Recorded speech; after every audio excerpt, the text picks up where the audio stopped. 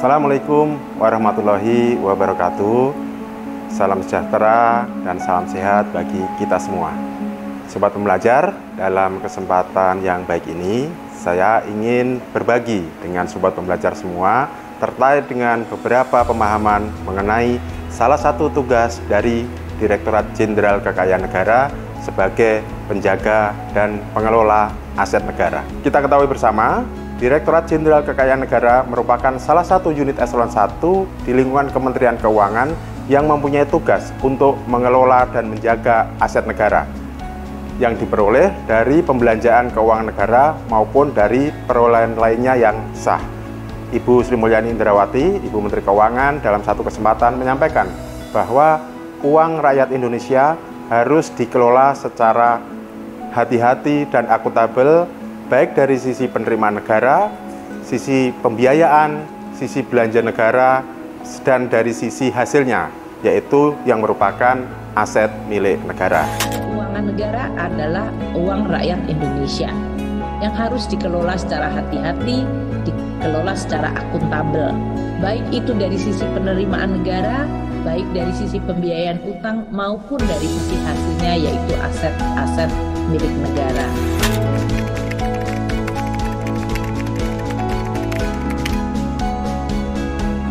Salah satu bentuk pengamanan aset negara yang dilakukan oleh Direktorat Jenderal Kekayaan Negara adalah menjaga barang milik negara yang dimiliki oleh satuan kerja pada kementerian lembaga melalui sertifikasi barang milik negara berupa tanah. Peran tersebut sejalan dengan Peraturan Bersama Menteri Keuangan Republik Indonesia dan Kepala Badan Pertanahan Nasional Nomor 186 Tahun 2009 dan Nomor 24 Tahun 2009 tentang pensertifikatan barang milik negara berupa tanah yang menyatakan bahwa semua barang milik negara berupa tanah harus disertifikatkan atas nama Pemerintah Republik Indonesia, yaitu kementerian lembaga yang menguasai atau menggunakan barang milik negara tersebut.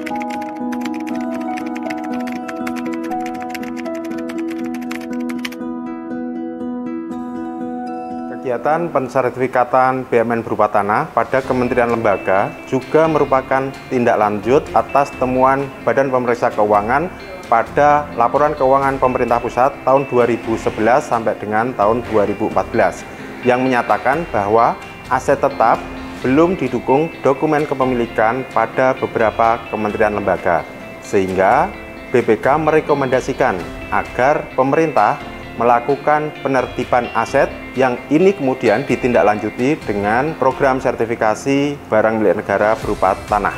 Upaya pensertifikatan BUMN berupa tanah merupakan upaya akuntabilitas pemerintah guna memberikan kepastian hukum, memberikan perlindungan hukum kepada pemegang hak atas tanah, melaksanakan tertib administrasi, dan juga tentunya adalah mengamankan BUMN berupa tanah.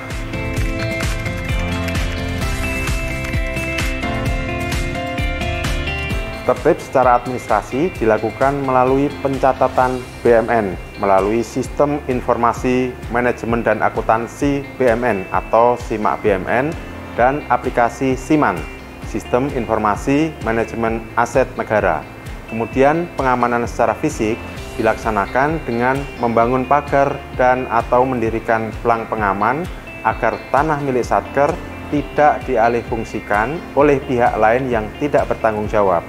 Sementara, perlindungan secara hukum dilakukan dengan cara mendaftarkan tanah BUMN tersebut ke kantor pertanahan setempat dan dimohonkan untuk diterbitkan sertifikat tanah.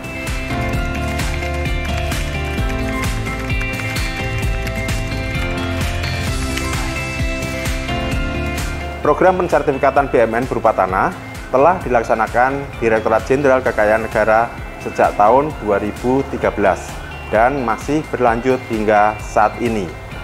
Target tersebut diprioritaskan bagi tanah dalam kategori yang belum bersertifikat dan tanah yang sudah bersertifikat namun belum atas nama Pemerintah Republik Indonesia atau atas nama Satker Kementerian Lembaga. Beberapa permasalahan hukum dan kendala tentu saja dihadapi dalam pelaksanaan program sertifikasi ini. Secara umum, beberapa permasalahan hukum dan kendala yang terjadi adalah tanah tersebut masuk di dalam lahan sengketa, tanah dipakai pihak ketiga, dokumen perolehan tanah tidak memadai, tanah bertumpang tindih dengan sertifikat hak milik dari pihak lainnya, dan tanah tersebut ada di kawasan hutan lindung.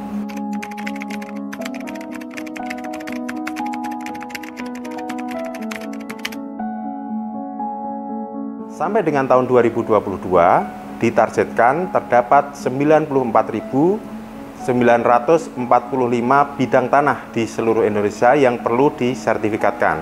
Sementara, sampai dengan tahun 2021, total capaian pensertifikatan BMN sudah mencapai 64.151 bidang tanah. Di wilayah Sulawesi Utara, Sulawesi Tengah, Gorontalo, dan Maluku Utara, capaian sertifikasi termasuk paling besar dibandingkan dengan wilayah lainnya di Indonesia. Capaian sertifikasi pada 4 KPKNL, di KPKNL Manado, KPKNL Palu, KPKNL Gorontalo, dan KPKNL Ternate, dalam 5 tahun terakhir dari tahun 2017 sampai dengan tahun 2021 telah mencapai 5.877 bidang tanah. Keberhasilan tersebut tentunya merupakan hasil koordinasi, sinergi, dan kerjasama yang terjalin dengan baik antara DJKN dengan Kementerian ATR BPN bersama satuan kerja di bawahnya, serta pihak-pihak lainnya yang mendukung terlaksananya program ini.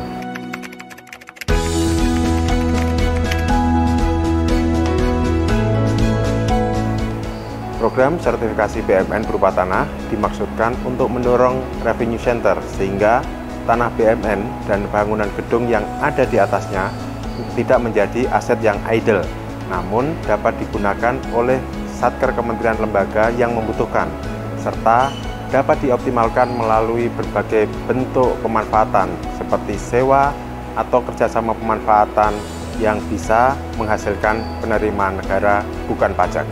Pada hakikatnya, pensertifikatan BMN berupa tanah merupakan bentuk nyata dari Direktorat Jenderal Kekayaan Negara dalam mempertanggungjawabkan uang rakyat yang digunakan untuk perolehan suatu BMN. Maka, kita mengajak rekan-rekan semua sebagai punggawa aset negara untuk mendukung program sertifikasi ini. Kenali aset-aset yang ada di sekitar kita dan mari kita jaga aset negara secara bersama-sama.